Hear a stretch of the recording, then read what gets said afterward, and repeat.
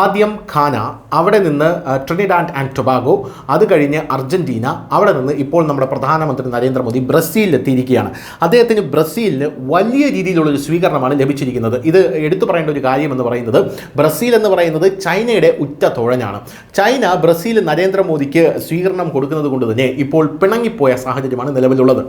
അതിൻ്റെ പ്രധാനപ്പെട്ട ഒരു കാര്യം എന്ന് പറയുന്നത്, ചൈനീസ് പ്രസിഡന്റ് ബ്രസീലിൽ എത്തിയാൽ പോലും ഇത്രയും വലിയ ഊഷ്മളമായിട്ടുള്ള ഒരു സ്വീകരണം ബ്രസീലിൽ ചൈനീസ് പ്രസിഡന്റിന് ലഭിക്കാറില്ല എന്നുള്ളതാണ്. പോരാത്തതിന് നരേന്ദ്രമോദിയെ സ്വീകരിക്കുക മാത്രമല്ല ചെയ്തത്, നരേന്ദ്രമോദിക്കായി സ്പെഷ്യൽ അത്താഴ വിരുന്നുകൾ ഒരുക്കിയിട്ടുണ്ട് ബ്രസീൽ ഭരണാധികാരി എന്നുള്ളതാണ്.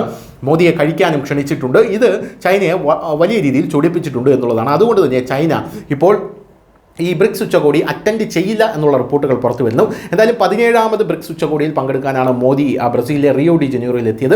ഗാലിയോ അന്താരാഷ്ട്ര വിമാനത്താവളത്തിൽ അദ്ദേഹത്തിന് ഗംഭീര സ്വീകരണമാണ് ലഭിച്ചത്. പ്രധാനമന്ത്രിയുടെ ബ്രസീൽ സന്ദർശനം 2 ഘട്ടങ്ങളിലായിട്ടാണ് നടക്കുന്നത്. ഇതിനായി Brazil president Luiz Inacio Lula da Silva ക്ഷണം നൽകിയിരുന്നു. ഈ സന്ദർശന വേളയിൽ റിയോ ബ്രിക്സ് ഉച്ചകോടിയിൽ പങ്കെടുത്ത ശേഷം പ്രധാനമന്ത്രി തലസ്ഥാനമായിട്ടുള്ള ബ്രസീലിയ സന്ദർശിക്കും എന്നും അറിയാനായി സാധിക്കുന്നുണ്ട്. റിയോ ഡി ജനീറോയിൽ എത്തിയ ശേഷം പ്രധാനമന്ത്രി എക്സിൽ പോസ്റ്റ് ചെയ്തുകൊണ്ട് സന്തോഷം പ്രകടിപ്പിച്ചു. ഞാൻ ബ്രസീലിലെ റിയോ ഡി ജനീറോയിലെത്തി, അവിടെ ഞാൻ ബ്രിക്സ് ഉച്ചകോടിയിൽ പങ്കെടുക്കും. തുടർന്ന് പ്രസിഡന്റ് ലുലയുടെ ക്ഷണപ്രകാരം അദ്ദേഹത്തിൻ്റെ തലസ്ഥാനമായിട്ടുള്ള ബ്രസീലിയയിലേക്ക് ഒരു രാഷ്ട്രീയ സന്ദർശനത്തിനായി പോകും. ഈ യാത്രയിൽ യോഗങ്ങളുടെയും ചർച്ചകളുടെയും ഫലപ്രദമായ ഒരു സമയം ഞാൻ പ്രതീക്ഷിക്കുന്നു. അതായത് ബ്രസീലിയ സന്ദർശിക്കാൻ പോകുമ്പോഴും പ്രധാനമന്ത്രി നരേന്ദ്രമോദിയുടെ മനസ്സിൽ അവിടെയുള്ള സാധ്യതകൾ എങ്ങനെയെങ്കിലും നമ്മുടെ രാജ്യത്തിനായി ഉപയോഗിക്കണം എന്നുള്ളതാണ്. അതുകൊണ്ടാണ് അദ്ദേഹം അവിടെ യോഗങ്ങളുടെയും ചർച്ചകളുടെയും ഫലപ്രദമായിട്ടുള്ള ഒരു സമയം ഞാൻ പ്രതീക്ഷിക്കുന്നു എന്നുകൂടെ പ്രധാനമന്ത്രി പറഞ്ഞിരിക്കുന്നത്.